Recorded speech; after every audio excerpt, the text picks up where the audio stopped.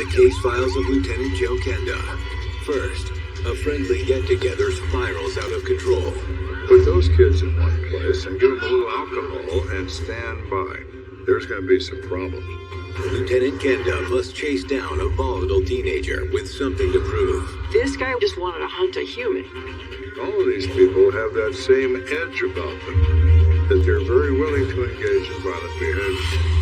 Then, the mysterious death of a gun enthusiast. It was a disaster waiting to happen. And a pair of eyewitness statements that just don't add up. Are you serious? Do I not look serious? Guns are like the ocean, unforgiving of mistake. If you're a parent, pay attention to your child. Don't allow your family to be destroyed when you can prevent it. Because if you don't, you're going to wind up talking to somebody just like me. There's one thing that never changes. Murder. A life has been taken. Their stories are now my stories. I never know where a case is going to lead, but I'll never stop until it's solved. Somebody has to look out for the victim. If you kill, I will find you.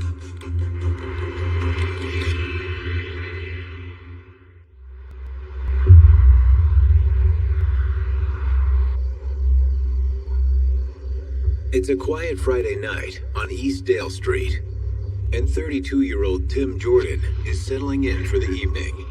I was just coming home from the gym, and I was getting ready to eat something, maybe sit down and watch a little bit of TV. I was probably home for maybe 15, 20 minutes when all of a sudden I heard like really loud gunshots right outside my window.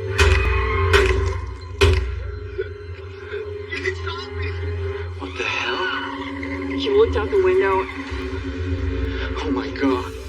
And what he saw was not good.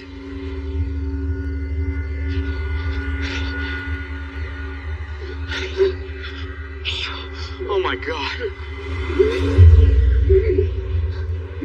There's this young man lying on his back with his friend kneeling beside him, and he was just completely covered in blood. All right. I'm gonna go call the cops. It was quite shocking and heartbreaking all at the same time. I'll never forget that.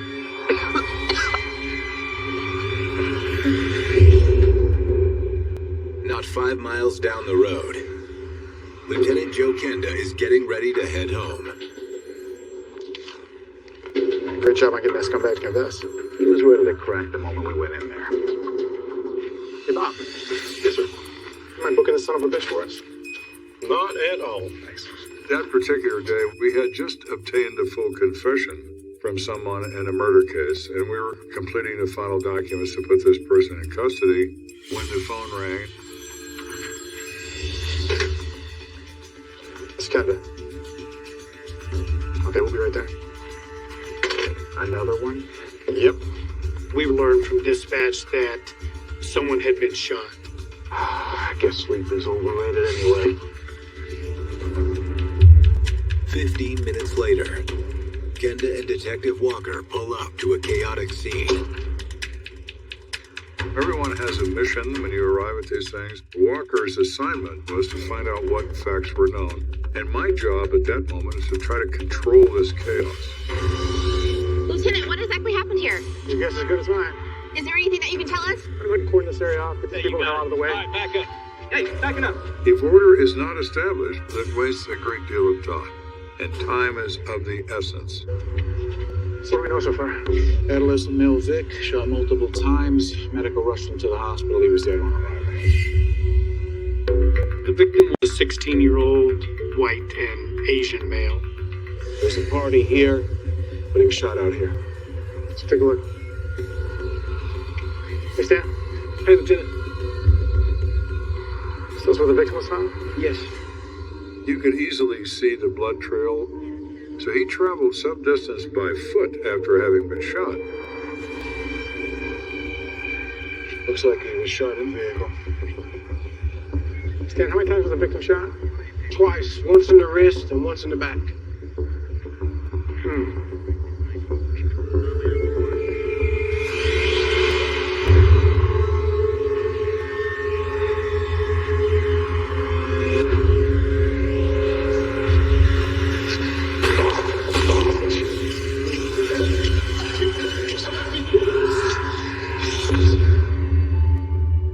Mr. Castle got out of that truck after he was shot and eventually collapsed.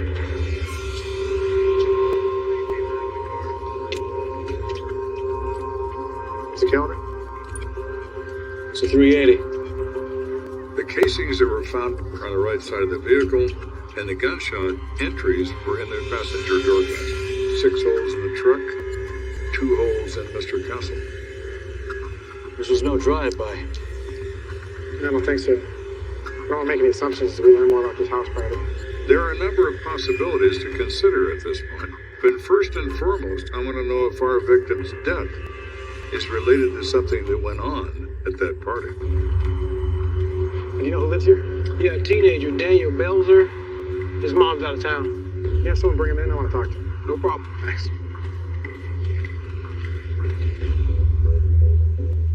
In the meantime, Kenda and Walker inspect the house for clues. Yikes. The place is trashed. There's red plastic cups everywhere, empty beer containers, things knocked over.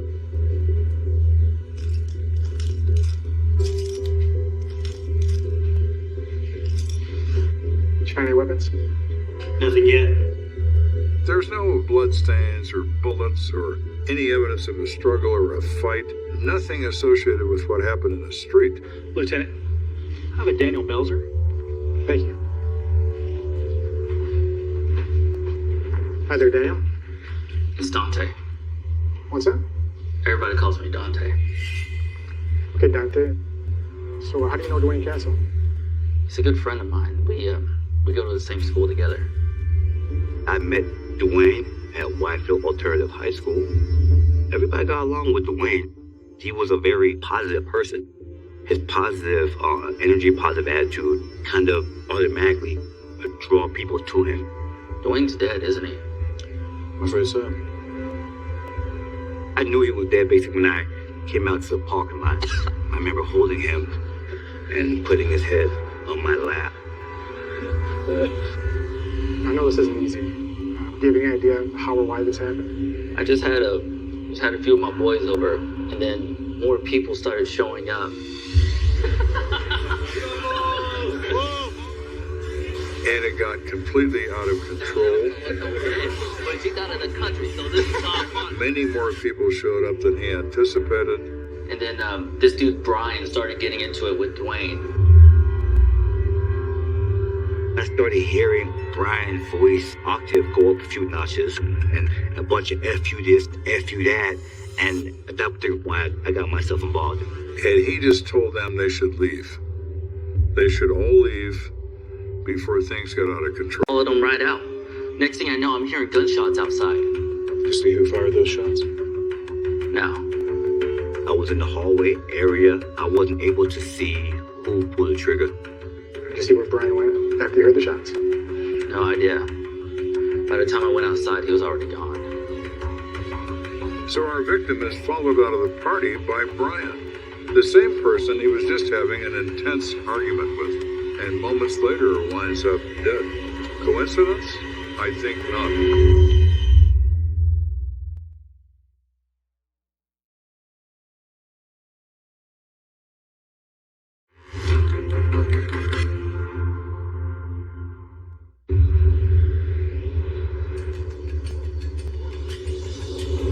At this point in this investigation, we only know one person who is angry with our victim. 2 and 2 usually adds up to be 4. So you think Brian could have done something like this? I don't know him that well, but he thinks he's some sort of gangster. Always tries to act all tough, but he ain't. Does this Brian have a last name? Yeah, it's Howlett. Any idea where he lives? No, but I do have his pager number if that'll help. That'd be great. So we called the number and supplied a number, and he returned the call. Hello? Yo, who's this? Hey, Brian, this is Lieutenant Kender from the Colorado Springs Police Department. You still there, Brian? Yeah. I'm here. Mr. Howlett was very surprised when it turns out to be the police that are paging him. What's this about? Brian, I need you to go downtown. We need to have a little chat about Dwayne Castle. Think you can do that? Mr. Howlett, if you don't do that, you leave us to have to draw our own conclusions about your level of involvement. And that could be bad for you. Yeah, okay. All right, I'll see you soon. And Dante, we need you to go out of town as well to make a formal statement. Sure.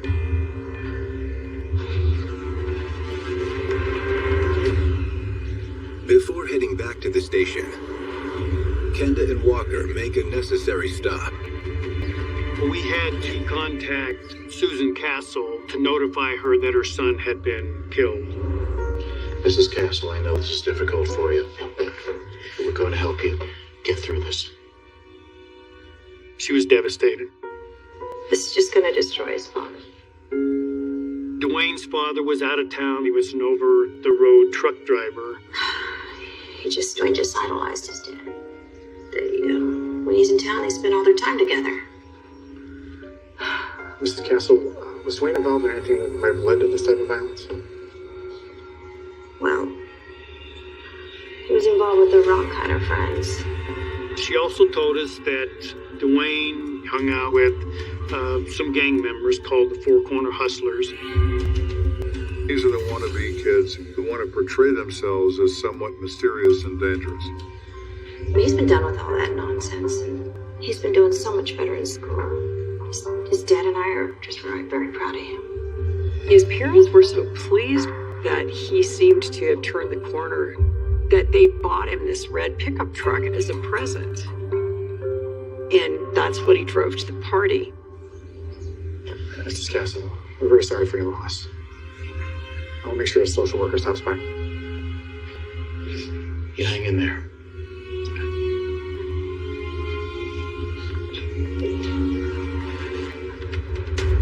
Kenda and Walker shift gears and set their sights on their number one suspect, Brian Howlett.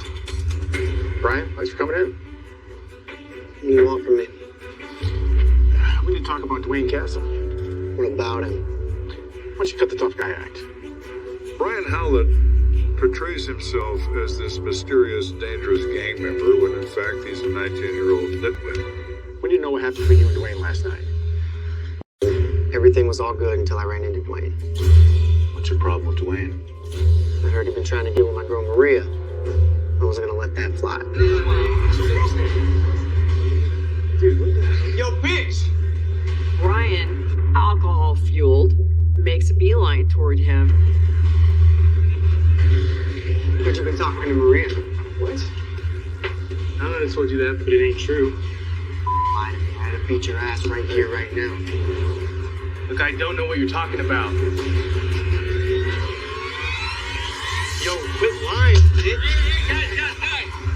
No one's finding my one place. Come on, let's go. Let's go. Come on. Brian said that they got into an argument. Brian's friends jumped into that argument. So I let it go. Then Dante comes up to me and asks me if you want to get Dwayne outside so I can fight him. Wait, Dante as in Daniel Belzer said that? No, that's Black Dante. I'm talking about White Dante. Come again?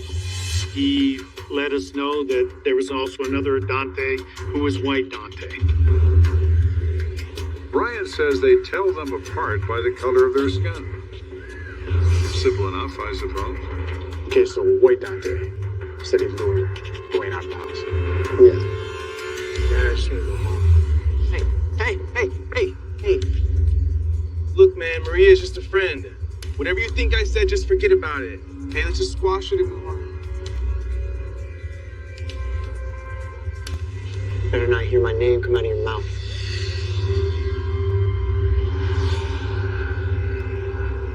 Brian told us that he had brushed it off at that point and was just going to let him go to get in his truck. I turn around, I start to walk away. Then all of a sudden, bang, bang, I turn around and Joe's just unloading the clip on the guy. I know what to do. I ran. So you're saying your buddy Joe's the one who shot Dwayne? Yeah. Right. I think Brian's trying to minimize the situation. Does Joe have a last name? Medina. Stay put. I'll send someone in. So he makes a direct accusation that Joe Medina is the shooter. Is he truthful? Maybe. But we need something more than Brian's accusation to close this case.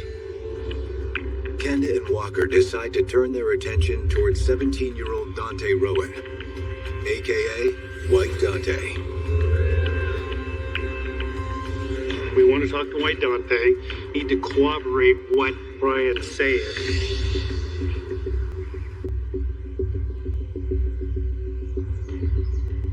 Dante, we were told that you helped lure Dwayne outside when I shot. We explained to him that Brian Howlett says White Dante is a participant in drawing Castle to his death. No, absolutely not. How could you even say that? White Dante is very upset about that. Dwayne is one of my best friends.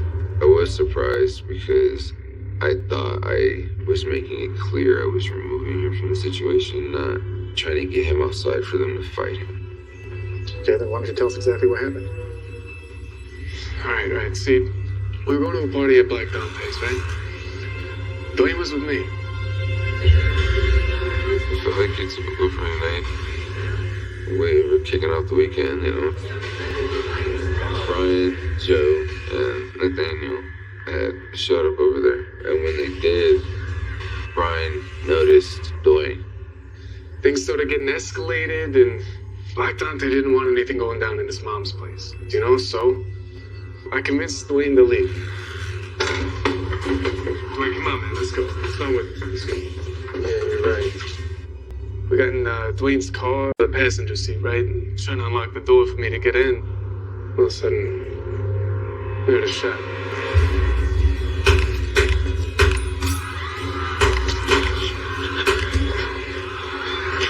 My hat went flying off my head, and then I looked to my left, and then I just seen Joe just unloading the whole clip.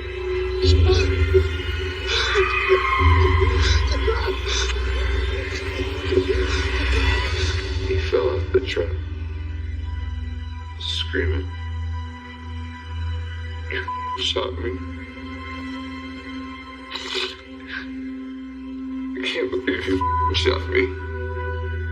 And I didn't know what to do.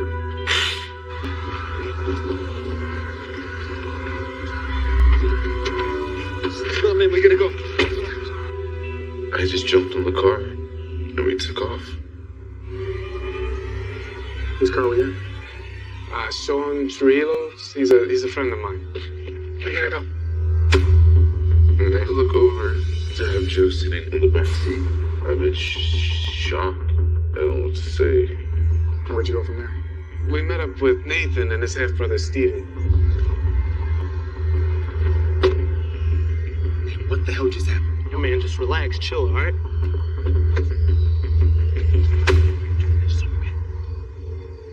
They talked for a while and they left. What did Joe do with the gun? He took it with him. Well, I appreciate the information. We'll be in touch. White Dante's account adds a new layer to this already convoluted case. So now we have two people naming Joe Medina as the killer, and now we have another complication. They drive to a location where they meet Nathaniel and his half-brother Steven. And they have some sort of discussion with Joe Medina. So what are they talking about? And what does that have to do with this case? We need to find that out. Candace sends officers to pick up 18-year-old Joe Medina while he and Walker search for Nathaniel Simmons and his half-brother Stephen Mowry.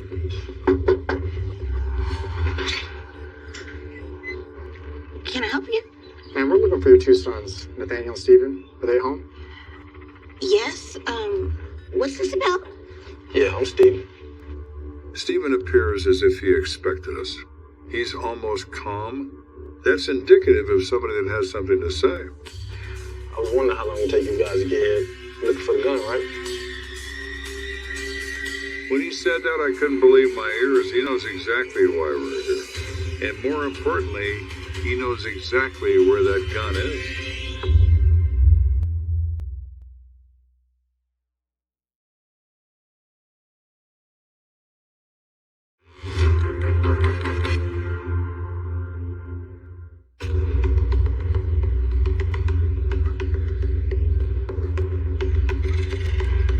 So we're at the doorstep of Nathaniel Simmons and his half-brother Stephen. As far as we know, they met up with Joe Medina after he killed Dwayne Castle. And now, without prompting, Stephen volunteers some information about the murder weapon. So, Stephen, you know where the gun is? It's in the Johnson's Reservoir. How do you know that? Because I threw it in there. He said, Medina told me he killed a guy and produced a gun. It's a .380, and he wanted me to get rid of it. You want to find it? Go look in there. We will. But you're going to help us.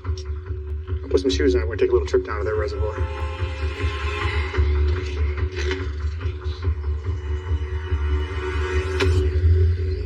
Within the hour, they meet a dive team at the Johnson Reservoir, a 280-acre lake just south of the city. If you saw Johnson Reservoir, you'd say, no, impossible. It's big and would just make your heart sink. To know that an object was thrown into 280 acres of water isn't very helpful. We have to know where it was thrown. Okay, Stephen. We need to know exactly where you're standing when you threw that gun. Right over here.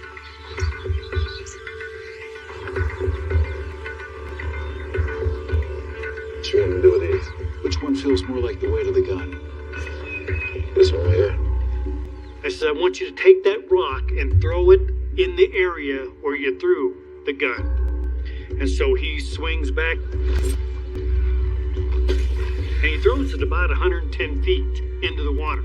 Okay, boys, there's our mark. Be careful out there.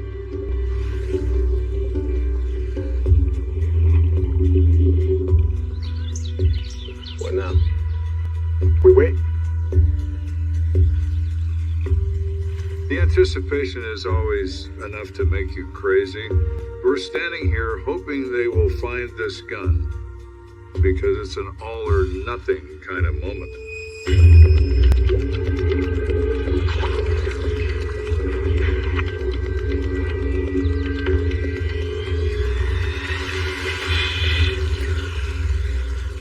A diver's hand rises above the surface, and in his hand is a .380 automatic. Bingo. It was a great moment. So we now have the murder weapon in our possession. Just then, Kenda receives more good news. Dispatch to Kenda. Go for Kenda. We got word from the station. We've got Joe Medina in custody. Perfect. We'll be heading back ASAP. Kenda out.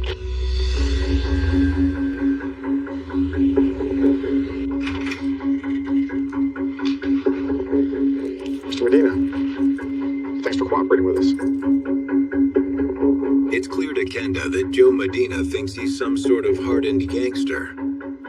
If all of these kids ever met a true gangster, they would wet their pants. Joe, why don't you start by telling me where you got the gun? I ain't saying nothing. Well, Joe, this is your one chance to set the record straight. Tell your side of the story. Give me a lawyer. Okay.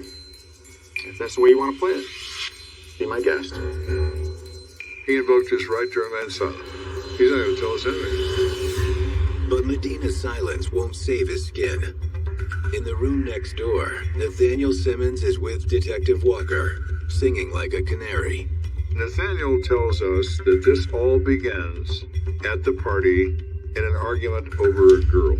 Passions rise, heated words are exchanged. Joe and I were right there. We had Brian's back. So when we realized he was outside with Dwayne, we went out there too. Yo, what happened? You kicked his ass? Nah, it's done. Nah, man, we squashed it. What? We squashed it. Nah, that. We need to teach him a lesson. Yo, Dwayne, get your punk ass back here. Yo, come on, you gotta let me in, dude. Dwayne, come on. Come on. Get out of the car, you little bitch. Nathaniel was trying to get Dwayne out of the truck so that they could have a physical fight. Yo, I got this. Nathaniel says that he is shocked and surprised that Medina produces a gun. Come on, come on.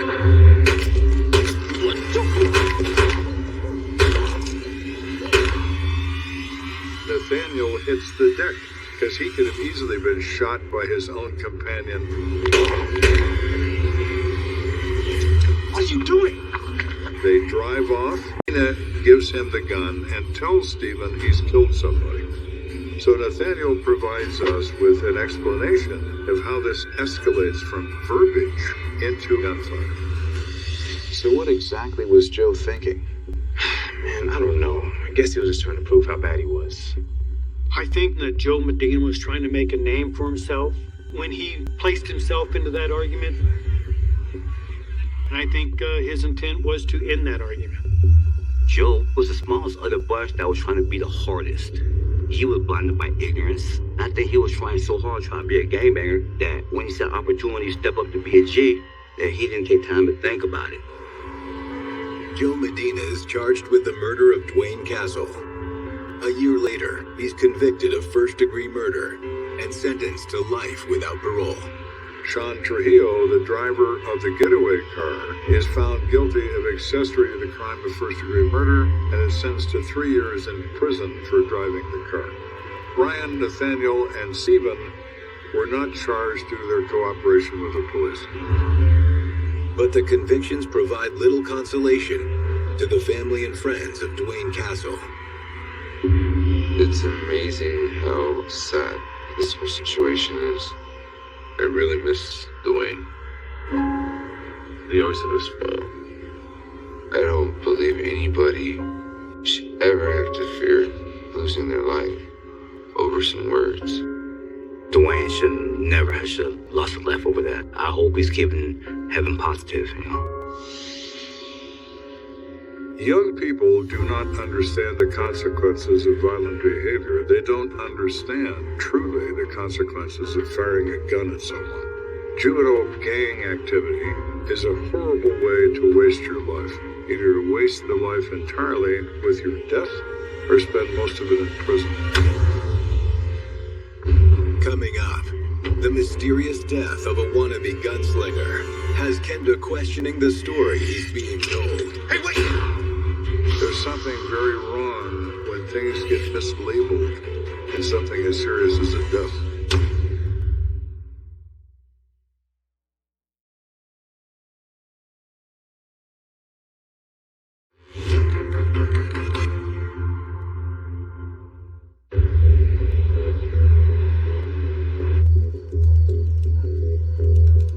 It's Saturday night, and Joe and Kathy Kenda are taking some time for themselves. On this particular evening, we were just relaxing, my wife and I. It is so beautiful out tonight. It sure is. Cheers. Cheers. I thought you were covered tonight. Well, they must need my help with this. Otherwise, they wouldn't call. It was frustrating for my wife that there were many occasions when we could not proceed with our lives because of my employment. I gotta go. It's okay. I love you. I love you too.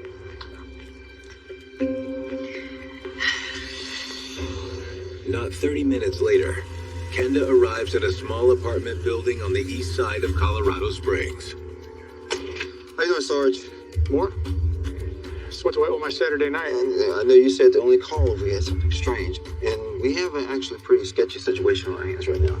Once I got on scene, I very quickly realized that this was something that was very complicated. For Detective Moore explained to me there were a total of 3 people in this apartment. One is dead, and he has a massive gunshot wound to the head. Is the body still inside? No. Medical tried to revive him, and he died before he got to the hospital. Do you have an ID? Yeah, it's 23-year-old Dwight Lansing. He's from Montana. Dwight was a good guy. He'd made kind of that young man's journey where you go far away from home, and he was toughing it out. What about the other 2 guys? Friends of the victims. They told first responders that he was fooling around with a gun and accidentally shot himself. What kind of gun are we talking about? It's a real unusual one. Thank you. The weapon is a replica of a Colt Peacemaker. You don't see that very often. No. A single-action, large-caliber handgun made to look like a cowboy gun. This particular gun is .357 Magnum. Looks like you got everything under control. Why am I here? Let me show you. And speaking with the witnesses, what we heard initially, as far as statements, didn't really add up.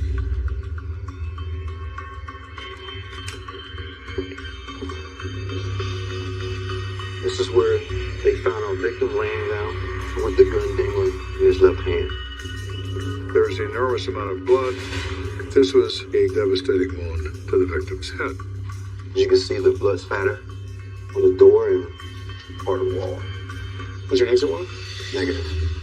So what we're looking at here is blowback. Anytime a gunshot wound is inflicted, there is blowback of blood from the entrance wound to the gunshot. Okay. So he was facing into the bedroom when he took the shot. Seems simple enough. What's wrong with the witness statements? Well, they are both claiming Dwight shot himself while exiting the bedroom. Well, that's impossible. If that were the case, the spatter would be on that wall. The blood spatter evidence in this apartment is directly the opposite of the story being told by the two witnesses. So see what the witnesses have to say. Okay. The concern in this particular case is people are lying. They're lying for a reason. We don't know what that reason is. Kenda and Moore decide to start with the man who first called 911, 18-year-old Dave Garrett. Mr. Garrett, I'm Sergeant Kenda. Do you mind answering a few questions for us? Yeah, sure. What exactly happened this evening? Well, me and Scott came over this afternoon to check out Dwight's new gun. Dave says that Dwight got this gun in the mail from his dad, including a shoulder holster. This is really cool. Reach for the sky. No. Yeah, how about you, man? So we took the gun out to shoot some beer cans. Oh. Nice, man. Where did you guys get the ammo from? His dad sent us a bunch. Dwight saved 6 rounds for later, but otherwise we shot it all. So they shoot up all this ammunition, except Dwight makes a point of saving 6 rounds so that he has a loaded gun at home. Like most firearms people, they don't have unloaded guns. They load guns. That's what a gun is for. Have bullets in it. We got home kind of late. I went into the living room to call my girlfriend. That's when it happened. No, not very accurate. But it's cool. It looks like an old Peacemaker, like from a John Wayne movie. Yeah, so you think you can pick me up in like a half hour? Dwight! And he heard Scott scream. Call 911! So I ran over to the bedroom, and there I saw Dwight on the ground with the gun in his hand. His left hand? Yeah, I believe so. Do you know if Dwight's left-handed? Well, honestly, I have no clue. So you didn't see Dwight shoot himself? No, sir. Stay put. To find out what actually happened, Kenda and Moore talk with the lone eyewitness, 18-year-old Scott Eaker. Scott, I'm gonna need you to walk me through what happened when you guys got home. Shooting guns. We've been messing around with Dwight's gun all day. They were twirling the gun in their finger like they do in the movies. The Western cowboys spinning a gun in the holster, out of the holster. And so when Dave went to go call his girlfriend, Mister. Man, I just can't get that. Watch this. Dwight! Call 911! We both thought the gun wasn't loaded. So where was Dwight standing when this happened? We were in the hallway, right outside the bedroom door. Are you sure about that? Yeah, definitely. The blood evidence says otherwise. There is no way that could have taken place unless the victim turned his head like an owl would have turned their head, for that blood spatter to make a pattern that we observed. Kenda doesn't believe Scott's story, or Dave's for that matter. So he's left with only one option. Mike? Yes, sir. Chris? Sir. Take these boys down to the station, put them in separate cages. Wait, what? You got it. Turn around. Are you serious? Bring you back. Do I not look serious? We're not staying here in this apartment where you have some degree of comfort. We're taking you to our house. After Dave and Scott are whisked away, a new face shows up on scene. Hey, Sarge, I got someone I think you need to talk to. Her name's Tracy Lee. Hi, Tracy. Were you friends once? I'm his girlfriend. And how long have you and Dwight been dating? Not long, but I've known him for quite some time. I used to date his friend Scott. I felt that was certainly a reason for motive. Are we dealing with the love triangle? Tracy, let me ask you a question. Was Dwight left-handed or right-handed? He was right-handed, same as me. So we think back to the moment that Dave says he saw the gun in his left hand. Well, why would a right-handed guy have a gun in his left hand unless somebody put it there? This, as they say, is becoming curiouser and curiouser.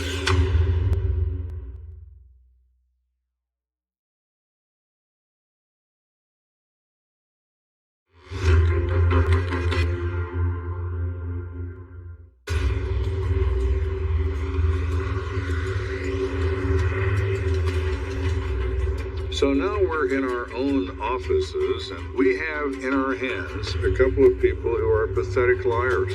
We have a dead kid at Memorial Hospital ER that so far has not been explained. Kenda and Moore decide to start with Dave Garrett, who seems like he's ready to crack.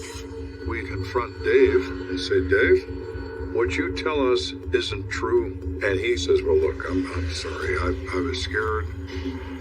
There's something I didn't tell you. Something that I don't even want to think about. And what's that? What I saw after I heard the shot.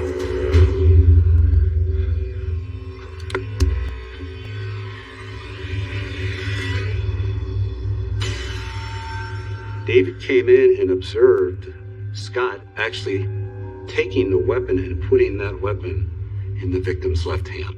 So Scott is obviously our guy. So you think Scott killed Dwight? I don't know. Maybe. But there's no way he would ever do that intentionally. They're best friends. And you're telling us the God's honest truth this time? Yes, sir. I swear. Dave may not have initially told police about Scott moving the gun and so on for two reasons. One is Dave is quite probably in shock. And the second is they're buddies and he's probably got some allegiance to Scott. All right, well, wait here. We'll have an officer escort you out shortly. I think we know what's next. Yeah. After learning that the scene was staged, it's time for Kenda and Moore to bring the hammer down on Scott Eaker. So we bring Scott into a room. We're going to advise him of his rights, because he is the focus of our investigation. Forget everything I told you. He immediately says, I want to tell you the truth now. That's a good start. We've been playing around with it all day. Just messing around. And when I pointed it at Dwight and pulled the trigger, the gun went off. He did say he was holding the weapon. Scott was holding the weapon and tragically pulled the trigger. I couldn't believe the gun was loaded. I thought for sure it was empty when we finished shooting. Okay, well, if that's the case, why'd you put the gun in Dwight's hand? I panicked. I didn't think anyone would believe me. He pretty quickly thought, I better make this look like it was an accident by Dwight. But he also didn't think it through very well. Scott is forgetting that Dwight isn't left-handed, and the police aren't as stupid as Scott is. But even after hearing Scott's story, Kenda and Moore are confused as to how Scott didn't know the gun was loaded. So we go back to Dave to ask him a critical question. Dave, before you leave, can you answer something for us? Okay.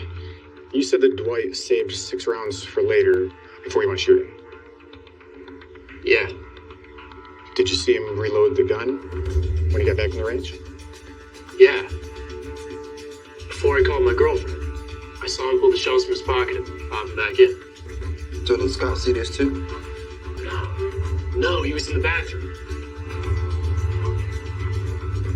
Equipped with this new information, Kenda now believes he knows what happened.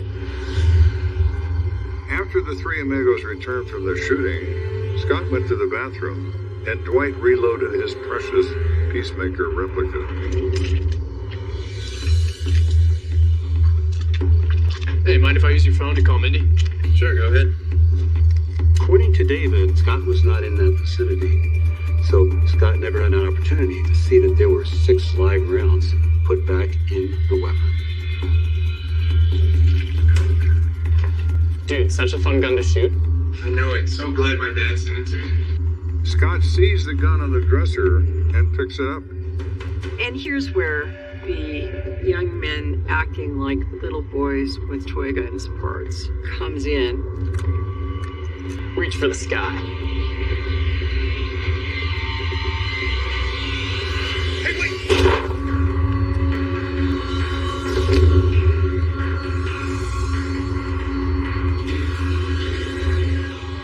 And that was all she wrote. Dwight! Dave, call 911! And it clearly came down to a very good friend making a very bad decision. After learning that Dwight's death was truly accidental, the DA's office decides not to file any charges against Scott Eaker. But no one, to include Mr. Lansing's family, believed it was Scott's intent to do any harm to his friend. Clearly, Scott should have known better, right? You just don't ever point a gun at somebody, let alone pull the trigger. Ever. I don't care. But Scott did. Ooh, nice. Safety is everything in guns. A gun is not a toy. A handgun is designed for one purpose and one purpose alone: to kill. It has no other function. If you treat it badly, you don't respect it, somebody's going to die.